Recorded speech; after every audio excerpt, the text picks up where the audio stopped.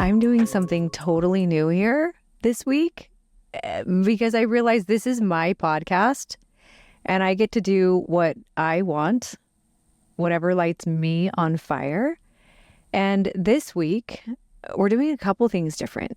So right now, I'm currently sitting in my car. This is the first portion of a podcast episode that I'm recording without a camera and just a recorder. I actually have the headphones on for once and it's really trippy. And I'm in my car.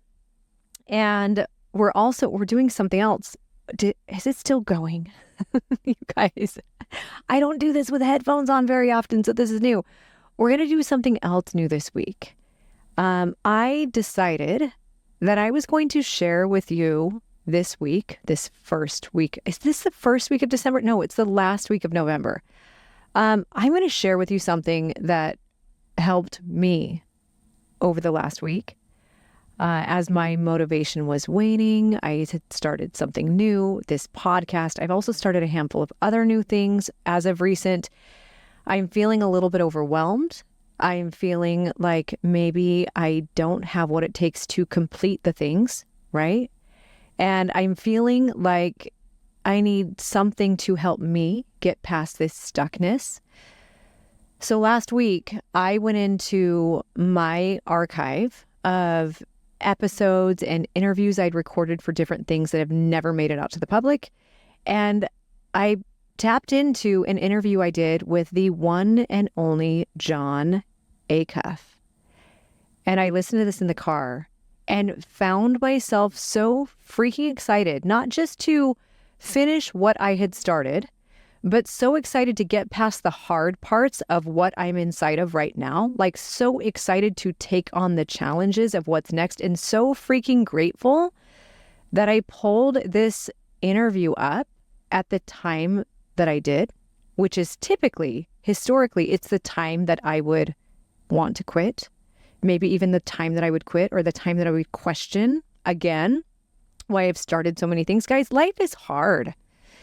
Life is hard. And I think over the past couple of weeks, I've been feeling like, man, I'm on a hamster wheel that doesn't end.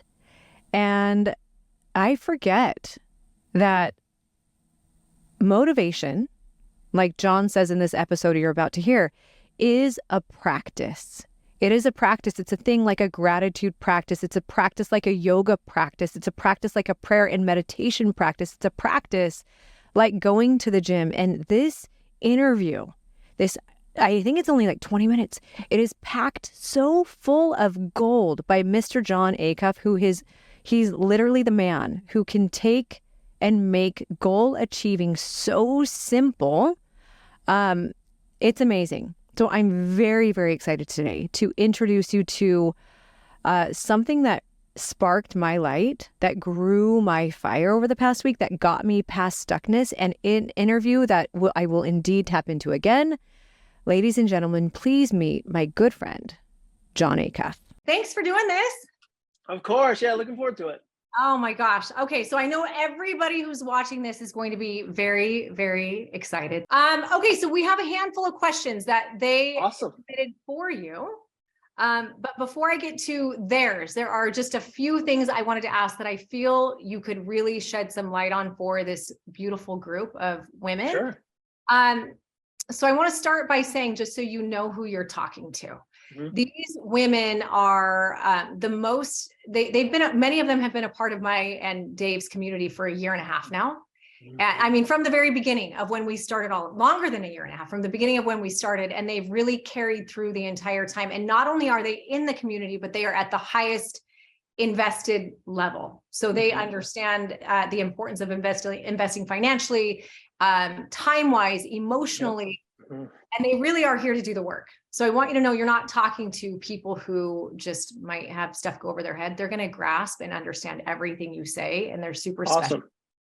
With a great heart. They're on a physical transformation journey, but it's so much more than that. This group in particular, it's mental, emotional.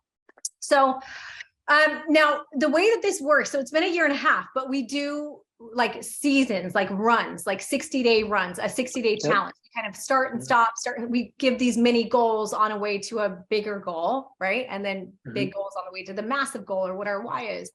Now this last one, we purposefully started this after the new year. We started it at a time, I think it's January 12th is the day where most people fall off of their New Year's resolutions. So we purposefully started this on January 16th, just to help people like, hey, if you think you're going to, like, we are here to carry you to the next phase. When they watch this, this is going to be the end of that 60 days, or the end of this little course. So what would be your advice for these women who are entering the next quarter of 2023, and they're realizing that, number one, time is flying by really, really quickly.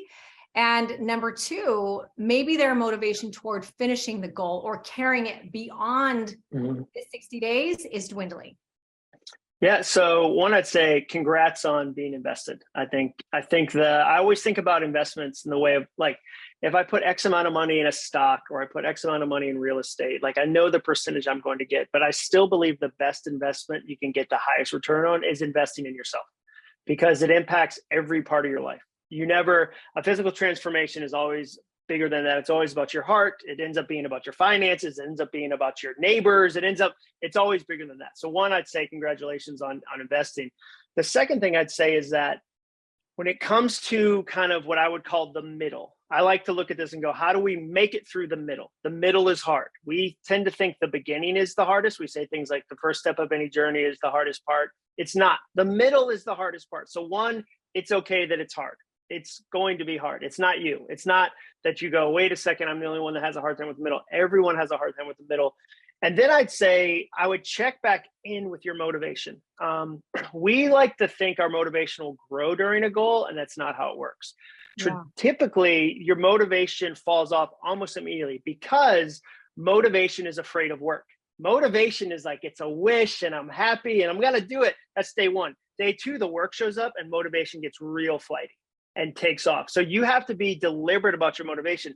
Most people think motivation is something they touch at the beginning of a goal and then it just kind of takes care of itself, but it's not that. You have to tend it. You have to curate it. Think of it like a garden. Like, if you didn't work in your garden for 4 months, you wouldn't expect to come back and go, man, everything's amazing. You would expect, oh, wow, things are crazy. There's weeds, the animals are eating things. So think about motivation that way. And a really simple activity I like to do is what I call a motivation portfolio, because most people tend to think, I'm going to find one form of motivation. We have a culture that over focuses on, I'm going to find my why or my perfect.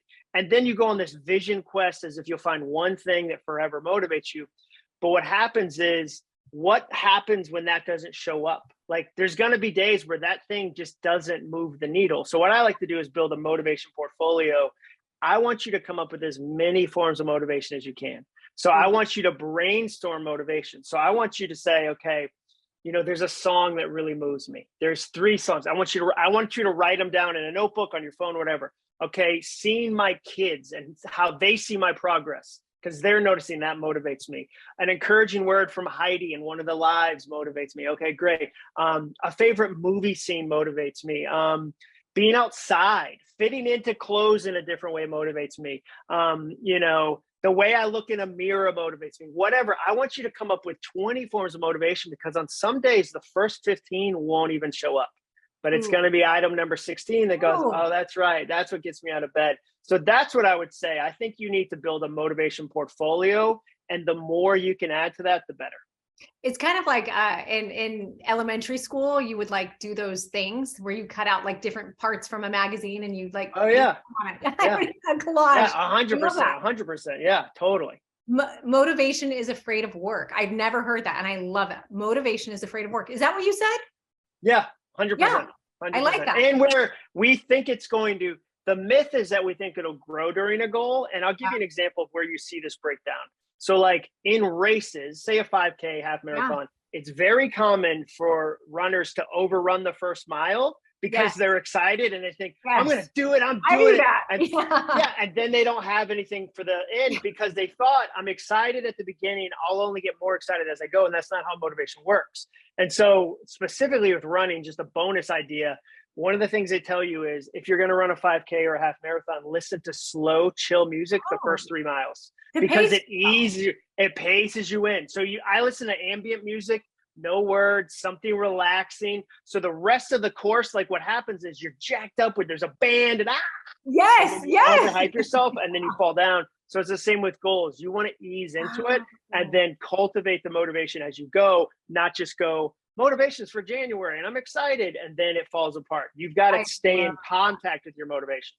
I also hear that motivation in what you're saying. I'm like, oh, it's like training a muscle. Like when you say you have to tend the garden, right? You can't just, if you don't train your muscles, that's what we talk about. You can't expect to show up and have them be strong when you need them. And you don't want to burn them out. Like you don't want to burn your muscle out if you have an entire workout. So I love this. Yeah, it's a practice. Motivation is a practice. That's how you think about it. I'm practicing my motivation. Because gratitude practice, motivation practice, amazing. Okay, so there was a post you did a while back, and you actually said this. You said, "quote I love this." You said, "I don't have a lot of grit, willpower, resilience, or discipline. All I have is 1,000 tricks I use to trick myself into doing things." I don't know if you remember posting that because I don't remember. I 100% do. It's so good because what it did for me is it normalized, and I love this for my people too. It normalized that we who are teaching we're not like born motivated. We have the same roadblocks as everybody else, right? 100%. So tell me a little bit about that. Tell me your thoughts on it and give me your favorite tricks. Well, so Heidi, I'm a naturally negative person. Like my natural personality is negative. It's mopey. I always say to people like my default is like counting crows around here, like very like, oh my gosh, like that's my natural, but I've tried negativity and I've tried positivity and the ROI, the return on investment for positivity is way better than negativity. So I have to work at being positive. Like I have to be deliberate about that. I can't just assume today I'll feel positive because I tend to feel negative by nature. I want the results of positivity. So people tend to change by one of two ways. Okay. People will change because of an involuntary crisis. So a crisis happens to them that was out of their control, or a voluntary trick. So they voluntarily go, I want that thing and it's worth changing. Nobody willingly leaves their comfort zone. No, you shouldn't want to leave your comfort zone. It's comfortable. Like you'll never logic your way out of a comfort zone. You'll never like, hey, we should just do this. Like, because we're not rational. Like I don't like doing difficult things because they're difficult. So I have to trick myself and go, hey, hear me out. Hear me out. If you do this, here's what's going to happen. I'm like, oh, that is better than what I currently have. Like, okay. And if I go, like, here's a trick I use. I write on a Post-it note, it's just a book. When I have to write a book, I write, it's just a book. Okay. Why do I do that? Because when you do big goals, whether that's losing weight, writing a book, starting a business, you have all this pressure and then you add pressure. So people go, once I lose this weight, I'll be the person I've always wanted to be. I'll show my ex-husband, I'll da-da-da-da. And you add pressure to a thing that's already pressure filled. And then you don't then you're definitely not going to do it. So the word just is a trick. So you go, just a diet. It's just an exercise. It's just a book. Like I don't have because if I go, Heidi, I have to write a book that's the best book that's ever been written. It's going to change a million lives. Like now I'm paralyzed. Now I don't want to sit down to write. But if I go, just a book, like it's just a walk around the neighborhood. It's just a mouth. Words on a paper. It's just words. Yeah. And so then I go, okay, great. Like that's a really practical trick to go, it's just this. Here's what I'm going to do. And then there's all these, community is a trick. Being part of a community that's going to lift you up when you're going to have a hard time. That's a trick. Sharing with friends and going, hey, I've got this thing I'm working on. I really don't want to do it. Like Andy Stanley, he said one of his mentors says to him when they get together, one of his opening questions is, what don't you want me to ask you about today? What don't you want me to oh, what a question. So relationships can be a trick. Trusting people can be a trick. So I look at so much of my life and go, I know my CrossFit trainer, Caleb, I like texting him that I did the workout that day. Like if I'm on the road and I did it and I'm proud of it, like I like that. That's a trick. Like he's not doing much. Like it's accountability. So like, I know for me, I'm a checklist person. So I have to print things out. I want to check it off. That's a trick. So I'm trying to surround myself, like positive words are like, here's a trick. So I'll just pull this one off the shelf. Here's a note that's on my wall, and it says, I love writing this book, because I'll occasionally forget during the process because it's hard. Yeah. I wrote this. This is from November 10th, 2019. This is 4 years old. Wow. It's been sitting on my wall for almost 4 years because I'm going to forget it. And it's helpful for me to remember, oh, wait a second. No, I do like this. It feels hard right now. It feels uncomfortable. It feels awkward, whatever.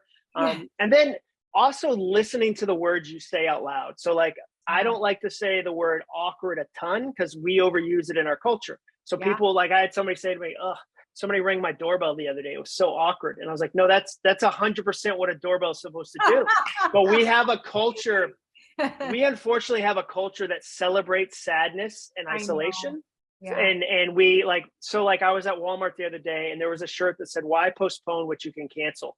And I thought that is, we are like the things we wear, like namaste in bed, like we have depression wear that we wear on our bodies. And so you go like, so a trick can be like, nah, that's not like, I'm not gonna roll around in that. Like, that's not helping me. I'm gonna have, if I have anything that's words on, it's gonna be positive. Like this is what so there's a million things you can do.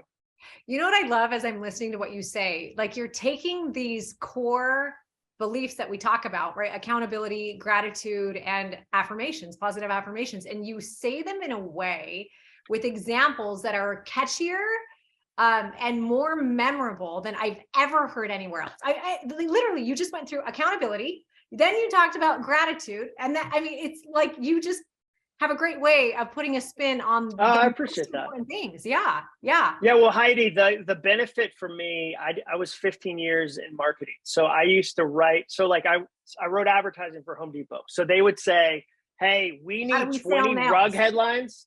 We need 20 headlines by 10 a.m. And then I had to crush a bunch of headlines. So I look at my job as a content creator is I'm a handle maker. I put handles on ideas so people can carry them with them into their lives. We have enough ideas. The world is full of ideas. We don't have handles on them. So if I can figure out, here's a handle, some woman watching this can bring this into her Tuesday because she has a Tuesday coming up. Like, and it's going to be a challenging Tuesday, and she's going to have a handle to carry that idea. And she's going to go, oh, Jon told me that thing. That's right. Like, that's right. I need to build a motivation portfolio. My motivation is empty right now. I need to go curate it. Okay, I can go do that. That's how I look at how I create. It's the most important part. It really is the most important part. Like, if you don't capture someone with that opening line, right? If you can't take, it's so good. So good. I appreciate that. And it's the kind of a thing that sticks for people. So that totally. Okay, so do you remember in 2020 when you did Reel with Heidi? Yeah, that was our first interaction, I think. That was a while. It feels like 10 years ago. Yeah, I actually had reminded Dave like a few weeks ago. I said, remind Jon that I knew him first. I said, oh yeah, totally. Yeah, of course. I would tell him every time he was talking to you. I'm like, let him know. I knew him first. Yeah, you're old school. Yeah, I know. We were like way back in the day. That's funny. So in that interview though, you had talked about you had a goal. Your goal then was that you were going to successfully run 1,000 miles, or maybe you had success. I think the previous year you had read a certain number of books, crazy number of books, remember? Yeah. And then that year I think it was to run 1,000 miles. And you talked about different techniques and things for your goal. So it made me curious with the books, the 1,000 miles. What is your goal? Do you have a goal for 2023? Like, what is your goal? Yeah, of course. I have a billion goals. And how are you making it fun? I'm going to read 66 books. I love reading. So a way that I'd make that fun is like, they're not all serious books. Like, they can be fun books. They can be they can be fiction. They can be a beach read. Like, it all counts. One of the greatest mistakes people make with their goals is they limit what counts. So they go, okay, this doesn't count as real exercise. And you go, no, did you move? That counts. Like, good for you. Like, and they go, no, it was dancing with my husband. That counts. Like, that counts. Like, so 66 books. I'm going to run 500 miles. I'm going to do CrossFit 175 times. I've done 90 miles the first 2 months. So I'm on track to beat the 500. I'm going to write probably around 700 to 800 hours this year, because I know here's how many hours it takes me to write a book. And so I know that if I put in the work, guess what I get at the end of it? A book. A book. And so I measure, like this is the last book I wrote. There's a chart that goes from 0 up to 406 hours. So over a period of 29 weeks. So I'm gonna, I have so many nerdy, like specific goals. Like my big thing is I've seen what they did for me. I then taught them to other people and I saw what they did for them. And so I'm super passionate about the power of a well-executed goal. That chart you just showed me blew my mind, because I personally have lived with this. Like, I know I need to write a book, but I don't know how, right? Oh, I know how. I could tell you how in 2 seconds. Really? So Heidi, the way you write a book is you tap into the best way you communicate. Okay. The problem is you're going to write a book. I have to like sit down with a typewriter and like become a different person. No. If your best form of communication is this kind of thing, that's how you write a book. So you find a friend who you love and trust and go, hey, I've got 10 ideas. Can we have coffee and transcribe that? And then I'm going to and that's your book. Like the book in your mind is I have to sit alone in a coffee shop with like a pipe and be an old off. Like, no. You find somebody who you trust. You come up with 10 ideas you want to talk about. You have 10-hour-long coffees where you go full Heidi, like your full strength, your full sharing, and then you transcribe that. And then you start to go, wow, there's chapters in this, or wow, there's transitions in this. That's how you would do your book. And that's going to be helpful for people in this Zoom, because there are a handful of them wanting to write a book as well. And then that chart, right? Well, number one, I do best with voice memos. I can do a 30-minute voice memo with someone. And as long as I'm talking to somebody, get out of my way. Like, I'm going to voice memo you to death. And I actually started. So you collect those. Yeah, you collect them. Like, and then the first step is you gather a bunch of ideas. You give yourself permission to gather a ton of ideas. And I always say, fire the bouncer. There's no bouncer at that door. Everybody gets in. Every idea gets in. And so then you get a list of ideas and you start to look at them and go, are any of these related? Are any of them friends? Are any of them, wow, these are twins, or, oh, these are cousins. They're not exactly related, but they're still in the same family. And then you start to kind of find relationships in the ideas. And that's what eventually crystallizes into chapters. And you go, okay, to be a good book, I need a really good intro story. I need a good conclusion. And I need like 7 to 10 kind of chapters, the kind of, like a nonfiction book. 7 to 10 siblings. Yeah, exactly. So that's how you do it. Yeah. You just changed my life. I'm not kidding you, because the way Chris and I wrote books was with it was very different back in the day with Hyperion, and it was fitness related. So this is phenomenal. Thank you. Yeah. No, you can knock it out. Totally. You've already you just have to capture the book you've already written. Like, you've already written many books in the words you've shared. Yeah. Yes, I have. Yeah. Thank you. Totally. Yeah. That's easy. Okay. I'm going to go into a couple questions from our peeps. Jon, some of us are starting to complete our initial goals on our best self journeys and looking to create some new ones to drive continued success. Can you provide some thoughts on setting new goals when you're not quite sure what's next? Yeah. So, don't feel like you have to set them forever, set them for now. People get stuck when they go, what's my next goal? Is if you have to pick something you'll do for a year. So in situations like that, Shannon, I'd go, what's a 30-day goal you'd like to try? Think of them as experiments. I'm going to experiment for like 30 days. You don't feel locked in. Think of it, even on a 7-day, if you said for 7 days, I'm going to try this. Like, think of your initial goals on the next phase, like speed dating. Like, you're just speed dating. You're trying it out versus I need to pick the perfect next goal for the next 6 months of my life. I would say to her, come up with 1 to 3 goals that you're willing to experiment with for 30 days. And then at the end of the 30 days, go, oh, one of y'all is worth 90 days. Like, I like this one. Marry you short term. Exactly. Like, 90 days. And then like, you'll try it and you'll just keep expanding it. But yeah, I always think about like, what are some short-term experiments where I can go, I'm going to try this. I'm not sure if I'm in love with it, but like one of these 3 is going to step up and be like, I'm the one. I'm like, all right, let's spend 3 months. And then like, we're going to keep building it that way versus I got to find one that I work on for 6 months. I love that. Speed dating. I'm going to remember speed dating. It's really great. All right. This next one is Jessica. Jessica says, healing and growing is a lifelong journey. What are some things you know now that you wished you had learned earlier on in your journey? Thank you. Well, I wish I had learned to get counseling earlier. Like, I didn't know the value of counseling. I mean, I went probably when I was like 26, but I could have gone at 18. Like there was less options then. Like we've come a long way. So I'd say counseling. I wish I had known how much I value solitude. I'm much more of an introvert than I knew. The problem is with my job, people think I'm an extrovert because I stand on stage, but public speaking is an extroverted activity because I'm the only one with a mic. Like I'm controlling the whole, it's not a conversation. A panel, being one of 5 people on a panel is exhausting for me because that's extroversion. A keynote, like everybody might be looking at me, but that's introverted. So I wish I had known that part of my personality earlier because I could have, created more space for that versus going like, no, I don't need to be alone ever. Like, no, like that's healthy for me. I wish I had discovered my love of running earlier. Like I wish in high school I had known that I would have liked the cross country team. I think like now, and my daughter does cross country. And it's so fun to cheer for her. But now, that hit me like mid 30s. I was like, wow, I really do like running. I wish I'd found a form of exercise earlier that I could have had the stress relief, the community, the endorphins, all the things. It took me a little while to get to there. And then I guess the last thing would be, I wish I had learned earlier to let go of blame. Like I wasted a lot of time, creativity, and energy on blame. And the older I got and the less the more I realized it wasn't giving me what I wanted, I put it down as a broken tool. Like that's not and like one of the smartest things a counselor ever told me, he said, tools learned in danger require danger to be useful.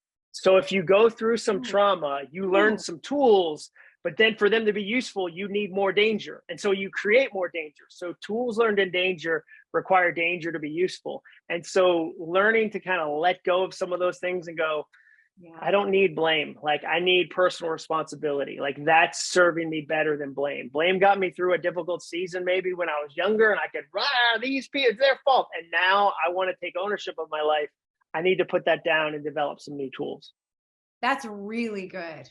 That is really good. I feel like maybe you had mentioned that to Dave before because he told me that. Oh yeah, totally. It's like, I think 100%. This came from your trauma with your dad. We've had that conversation. Yeah. I love that. Thank you.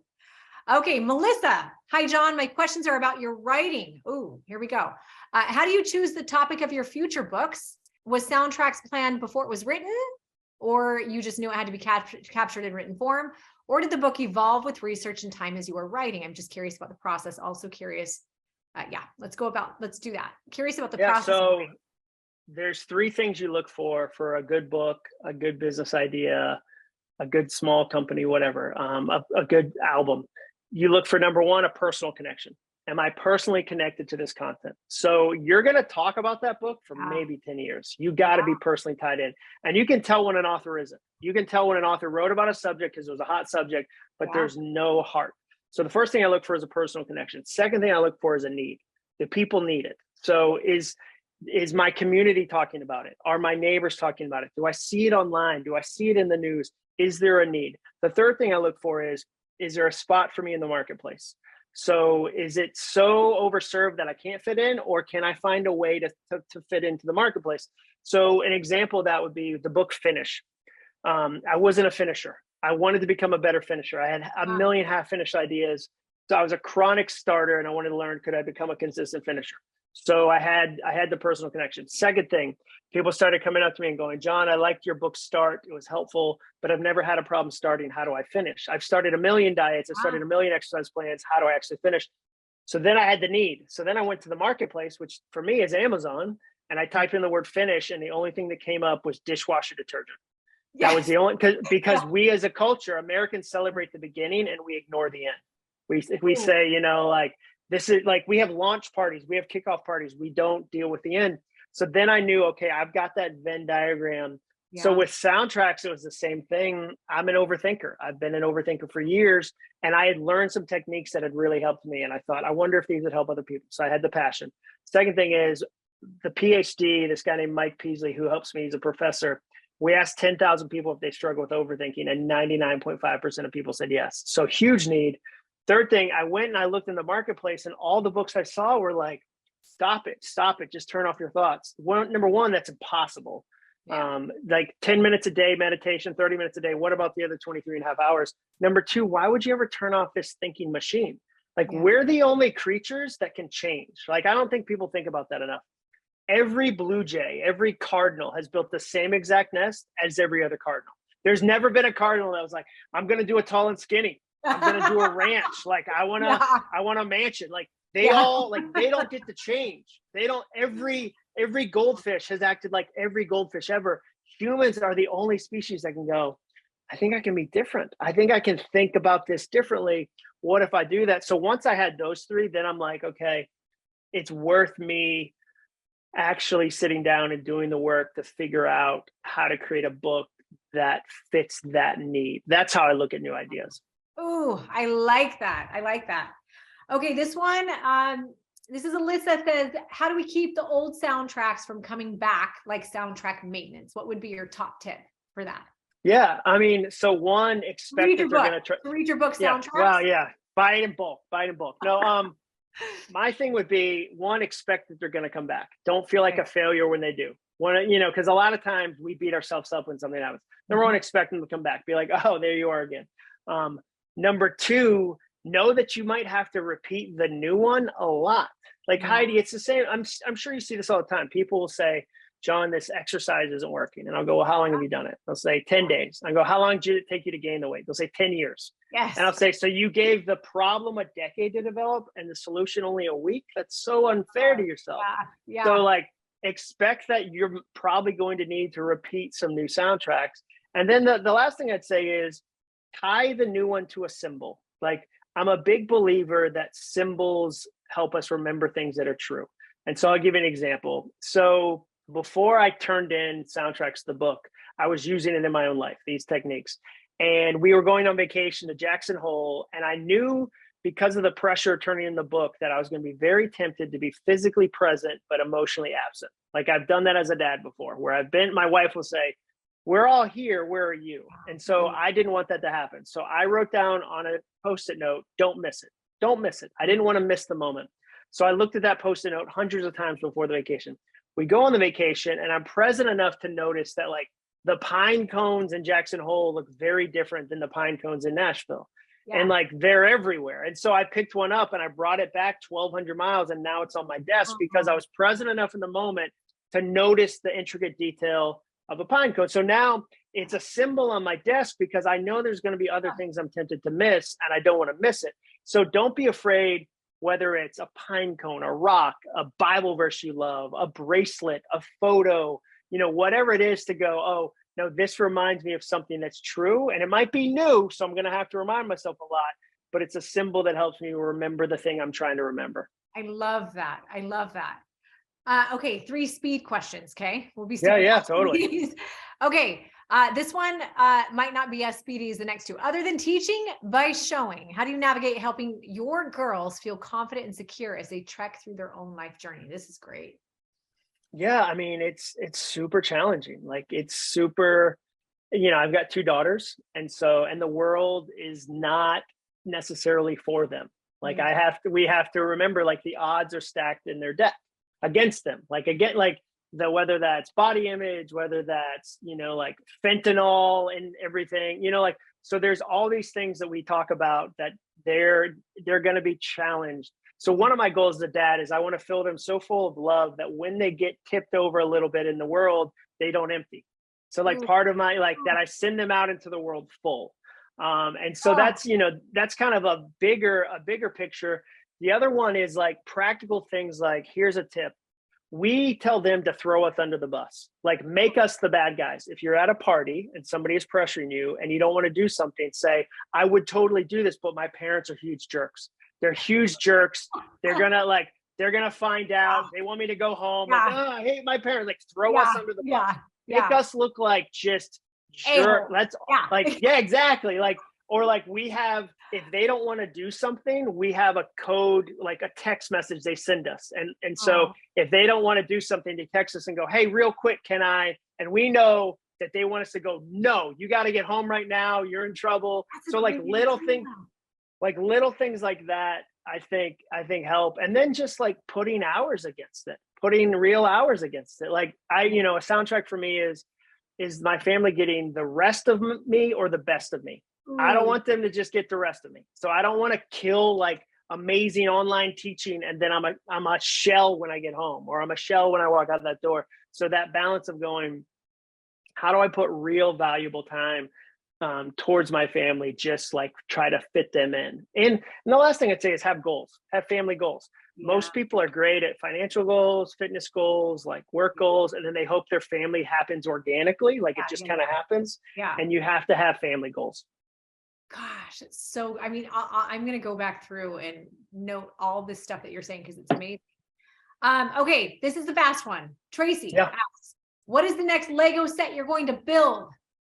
Oh yeah, that's a great question. So there's an old school Lego Defender coming out. I think it comes out in like April or May. That's going to be the next one. I don't have it yet, but that's definitely the next one I'm going to build. Okay, I love it. And then the final thing, this is Gabby. What piece of advice would you leave us with? She said, if you had to leave us with one, which piece would that be? I think you're capable of more than you think, because everybody I've ever met is. I don't think we're a good judge of what we're capable of. And I think that's why we need communities like this to say, hey, I see something in you don't see. I think you're capable of more. So I would say I think you're capable of more than you think. Oh, Jon, I appreciate that. Thank you so much. Totally. Thank you. Super easy. Always fun. I mean, that was awesome. So I just listened to the interview again with you guys, and my mind is once again blown. I think what's so cool about interviews like this is you could listen to it 10 different times, and every single time you're going to get something different out of it, depending on where you're at in your life and what resonates with you. I mean, I got something totally different out of it this time than I did the first time I listened a week and a half ago. And something different than the first time I did the interview months back. So I want to know, I want you to think through and maybe go post on social media and tag me, or email me at podcast@HeidiPell.net and let me know what resonated with you. I highly encourage you to share this episode. Share it with your friends, with your people, anyone you know who's on the verge of doing something great and maybe is feeling a little bit stuck. Guys, New Year's is 5 weeks away. 5 weeks away is never too late. Get those wheels spinning now on what your January 1 and your 2024 is going to be like. Thank you for being here, you guys. I love you. Mwah.